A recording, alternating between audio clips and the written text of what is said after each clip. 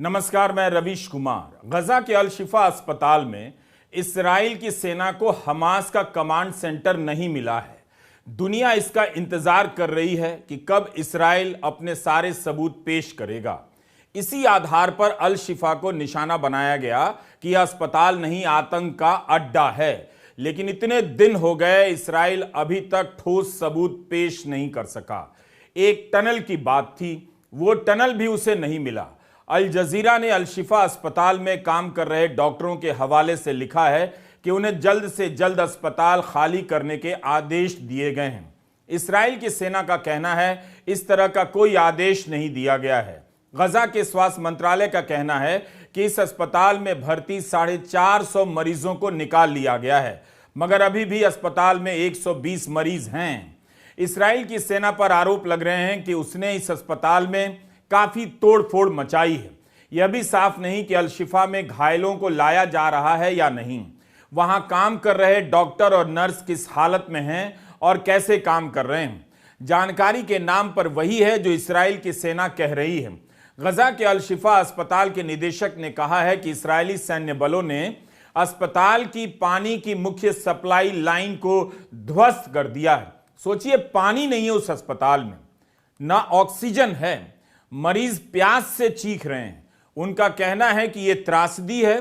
650 मरीज, 500 स्टाफ, 5000 लोग अस्पताल में मौजूद हैं। अल जजीरा ने रिपोर्ट किया है कि शिफा के बर्न्स डिपार्टमेंट के अध्यक्ष ने कहा है कि आईसीयू के अधिकतर मरीज ऑक्सीजन और ईंधन की कमी से मारे जा चुके हैं। मरीजों की मदद की तमाम अपील का इस्राइल और दुनिया पर कोई असर नहीं हुआ। इस्राइल 6 हफ्ते से गजा के अल शिफा अस्पताल को आतंक का अड्डा बताया जा रहा था। अब तक उसके पास इसके ठोस सबूत हो जाने चाहिए थे। इस्राइल पर आरोप है कि वह नागरिकों को भी मार रहा है। इसके जवाब में वह यही कहता रहा कि उसका हमला हमास को लेकर है। हमास नागरिकों को ढाल बना रहा है, अस्पतालों का इस्तेमाल कर रहा है, इसलिए नागरिक भी चपेट में आ जा रहे हैं। इसलिए भी यह जरूरी है कि इस्राइल दुनिया के सामने साबित करे कि अल शिफा अस्पताल से हमास का कमांड सेंटर चल रहा है। आपको हमने पहले भी यह एनिमेशन वीडियो दिखाया है। यह इस्राइल की सेना का बनाया हुआ एनिमेशन है जो अक्टूबर महीने के आखिर में जारी किया गया था। इस एनिमेशन में बहुत विस्तार से दिखाया गया है कि अस्पताल के नीचे के टनल से हमास का कमांड सेंटर चल रहा है। आईडीएफ ने एनिमेशन में दिखाया कि शिफा के नीचे हमास का कितना विस्तृत नेटवर्क है, जिसमें बाकायदा मीटिंग के रूम हैं और चलने फिरने की लंबी लंबी सुरंगें हैं। क्या इस तरह का कुछ भी इस्राइल की सेना को अल शिफा के नीचे मिला है? अगर नहीं मिला है तो यह एनिमेशन कैसे बना दिया गया? आखिर आईडीएफ ने एनिमेशन किस आधार पर बनाया? जब भी अस्पतालों को निशाना बनाने पर सवाल उठा, इस्राइल की तरफ से यही जवाब आया कि हमास इन अस्पतालों का इस्तेमाल आतंक के लिए कर रहा है। अगर हमास का यहां कमांड सेंटर चल रहा है, जैसा कि इस एनिमेशन में दिखाया जा रहा है, तो अभी तक इतना बड़ा टनल इस्राइल को क्यों नहीं मिला? इस्राइल 3 दिनों से अल शिफा अस्पताल को घेरे हुए है। उस अस्पताल में घुसने के बाद यही उम्मीद की जा रही थी कि उसकी सेना ठोस सबूत पेश करेगी। अभी तक वो ठोस सबूत नहीं पेश कर सकी है। इस्राइल ने अस्पताल के भीतर से एक वीडियो पोस्ट किया, जिसे लेकर जब हंगामा हुआ तो उसे हटा लिया गया और फिर से एडिट कर अपलोड कर दिया गया। तब भी सवाल उठ रहे हैं।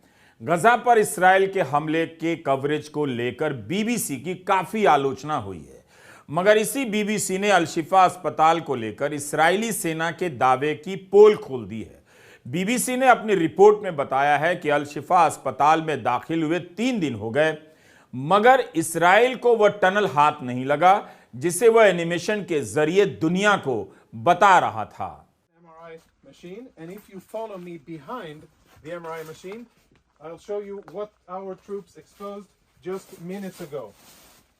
In military terms, this is a grab bag, grab and go of a Hamas combatant, and if you zoom in, यह वही वीडियो है जिसे आईडीएफ ने जारी किया था। इसी को लेकर बीबीसी ने अपनी रिपोर्ट में गंभीर सवाल उठाए हैं। बीबीसी के एंकर ने कहा है कि इस वीडियो को रिकॉर्ड करने के कुछ घंटे बाद ठीक इसी जगह पर बीबीसी और अमेरिका के फॉक्स न्यूज की टीम को ले जाया गया। इस्राएल की सेना ने कुछ चुनी हुई जगहों पर ही रिकॉर्ड करने की अनुमति दी। पत्रकार अपने हिसाब से अस्पताल के अलग अलग हिस्सों का दौरा नहीं कर सकते थे। इस वीडियो को पोस्ट करने के बाद इस्राएल की सेना ने हटाया। पहले वाले वीडियो के कुछ अंश हटाकर दोबारा से इसे पोस्ट किया गया। दूसरी बार जब पोस्ट हुआ तो उसमें से एक हिस्सा गायब था, जिसमें सेना के अधिकारी एक सैनिक के बंधक होने की बात कह रहे थे। बीबीसी ने इसे उजागर किया है। सेना के अधिकारी उस वीडियो में दिखाते हैं कि एमआरआई मशीन के पीछे हथियार है। बीबीसी के पत्रकार ने भी वहां जाकर हथियार देखे, लेकिन ये वो हथियार नहीं थे जो इस्राएल की सेना के वीडियो में देखे गए थे। बीबीसी को वहां एक के बदले 2 बंदूकें दिखाई देती हैं। सेना ने कहा कि ऐसा इसलिए है कि दिन भर की कार्रवाई में हथियार बरामद होते रहते हैं। सेना कहती है कि उसका वीडियो बिना एडिट के है, लेकिन वीडियो में एक जगह पर एडिटिंग का कट साफ तौर पर देखा जा सकता है, यह बीबीसी ने बताया है। सेना ने कहा है कि हम मीडिया को गलत जानकारी नहीं दे रहे हैं। Similar to what you saw in the other areas. And let's go see the last thing, which is more related to intelligence, which I think we will be able to extract quite a lot of interesting intelligence from. If you can see, इस अस्पताल पर कितना जुल्म किया गया, जितना गजा पर किया गया है, उससे कई गुना ज्यादा इस अस्पताल पर किया गया है। यहां काम कर रहे डॉक्टरों की भी परवाह नहीं की गई। कितने अस्पताल बंद कर दिए गए गजा में, यह बताकर कि वहां से आतंक का अड्डा चल रहा है। एक झूठ को सच बनाने की कोशिश लगातार फेल होती जा रही है। इसलिए जरूरी है कि अंतर्राष्ट्रीय स्तर की स्वतंत्र एजेंसियां इन दावों की जांच करें। ऐसा कैसे हो सकता है कि एक वीडियो में एमआरआई मशीन के बगल में एक हथियार हो और दूसरे वीडियो में हथियारों की संख्या 2 हो जाए? सेना कहती है कि दिन भर की कार्रवाई में हथियार बरामद होते रहते हैं। तो क्या जो भी हथियार बरामद किए जाते हैं उन सभी को ले जाकर एमआरआई मशीन के बगल में रखा जाता है? बीबीसी का कहना है कि इस तरह के सबूत आईडीएफ के पुराने दावों से मेल नहीं खाते, जिसमें कहा गया था कि अल-शिफा हमास का कमांड सेंटर है। अमेरिका ने शब्दों का अलग चुनाव करते हुए कहा है कि अल-शिफा हमास का कमांड और कंट्रोल नोड है, यानी कमांड सेंटर से छोटा ठिकाना होने की ओर इशारा करता है। बीबीसी का कहना है कि अब तक सेना को या तो मजबूत साक्ष्य मिले नहीं हैं या फिर वो उन्हें अभी साझा नहीं कर रही है। कुल मिलाकर एक अस्पताल और उसमें भर्ती सैकड़ों मरीजों की परवाह कोई नहीं कर रहा। बीबीसी के संपादक जेरेमी बोवेन ने लिखा है कि इस्राएल की सेना उसकी टीम को लेकर अस्पताल में ले गई, मगर टीम को अपने हिसाब से नहीं देखने दिया गया। उनकी टीम वहीं तक जा सकी जहां तक सेना ने जाने दिया। अल-शिफा अस्पताल में घुसे हुए कितने दिन हो गए, इसके बाद भी इस्राएल की सेना सबूत खोज रही है।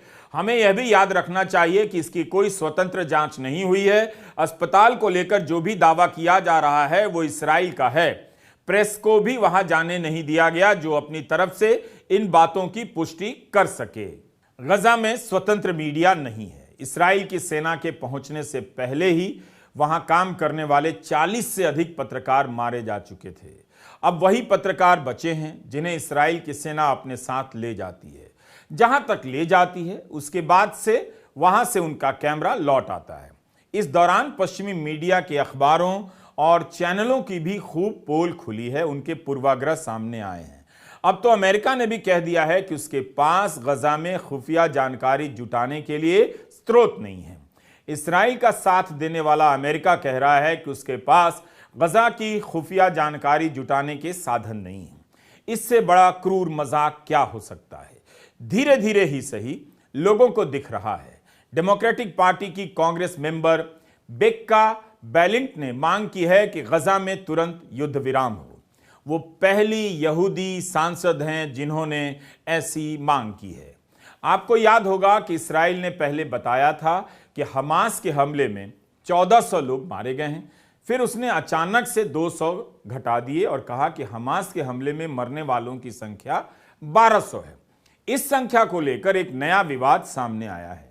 12 नवंबर को जब इसराइल ने मरने वालों की संख्या 1200 बताई, तब यह नहीं बताया कि ऐसा क्यों किया गया है। इसराइल के विदेश मंत्रालय के प्रवक्ता ने इतना ही कहा कि शुरुआती अनुमान के मुताबिक 1400 लोग मारे गए थे। आने वाले दिनों में जैसे जैसे मृतकों की पहचान होगी, आंकड़ों में बदलाव हो सकते हैं। अब इस मामले में एक नई जानकारी सामने आई है। MSNBC अमेरिका का एक न्यूज चैनल है। इस चैनल के एक कार्यक्रम में नेतन्याहू के वरिष्ठ सलाहकार ने पत्रकार मेहदी हसन से साक्षात्कार में कह दिया कि मरने वालों का आंकड़ा पहले 1400 था, अब हमने 1200 कर दिया है, क्योंकि हमने पाया कि बढ़ा चढ़ाकर संख्या बता दी गई थी। हमसे गलती हुई। वो ऐसे शव थे जो इतनी बुरी तरह जल गए थे कि हमें लगा कि हमारे हैं, लेकिन बाद में पता चला कि नहीं, वो हमास के आतंकियों के शव के हैं। प्रधानमंत्री नेतन्याहू के सलाहकार की जुबान से एक सच फिसलकर बाहर आ गया कि 200 शव हमास के हैं। इसराइल ने उस दिन क्यों नहीं कहा 12 नवंबर को कि ये हमास के शव हैं, जिस दिन मरने वालों की संख्या 1400 से घटाकर 1200 की गई थी। इन जले हुए शवों को दिखाकर इसराइल बताता रहा कि हमास कितनी क्रूरता कर सकता है। लेकिन अब केवल इस्राएली लोगों के ही शव जले हुए नहीं हैं, हमास के भी जले हुए हैं। इसे लेकर अब सवाल उठ रहे हैं कि इन शवों को किसने जलाया। इस्राएली सैनिकों को जलाने के मामले में जवाब मिलता है या दिया जाता है कि हमास ने जलाया होगा, लेकिन हमास के 200 लोगों को किसने जलाया, वह भी उस दिन जब इस्राएल की सेना कहीं नजर नहीं आई। यही खबरें छप रही थी कि इस्राएल की सेना को पता ही नहीं चला, वो मुकाबला नहीं कर पाई और हमास अंदर तक आ गया। अगर इस्राएल को मालूम था कि उसकी जवाबी कार्रवाई में हमास के 200 लोग मारे गए हैं, जल गए हैं, तो उसने ये बात 1 महीने तक क्यों नहीं बताई। इसके अलावा अन्य जले हुए शवों पर भी संदेह जताया जा रहा है। क्या उनमें भी इस्राएल द्वारा हमले के शिकार लोग शामिल होंगे? इन शवों की पहचान करना आसान नहीं। ऐसी खबरें छपी हैं कि पुरातत्वविदों को भी बुलाया गया कि वे अपनी तकनीक के इस्तेमाल से इनकी पहचान सुनिश्चित करें। अगर इस्राएल को भी पता नहीं कि जले हुए शव किसके हैं, तब भी प्रधानमंत्री के सलाहकार ने कैसे कह दिया कि जले हुए शव हमास के हैं? क्या इस्राएल को यह सब पता था? अभी कई सारे सवालों के जवाब नहीं मिले हैं। हमास कैसे इस्राएल की सीमा में आ गया? हमास को किसने खड़ा किया? उम्मीद है इस्राएल के मंत्री, सलाहकार आने वाले दिनों में इसी तरह सच बोल देंगे। उनकी जुबान इसी तरह किसी दिन फिसल जाएगी। नमस्कार, मैं रवीश कुमार।